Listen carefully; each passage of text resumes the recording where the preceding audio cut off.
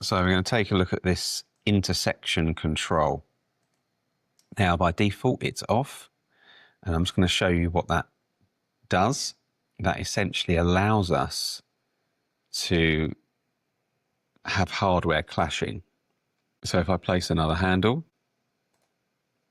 I'm just going to choose any reference point for the purposes of this demonstration. And I could, if I wanted to, do something like this. However, if we edit that, move it away,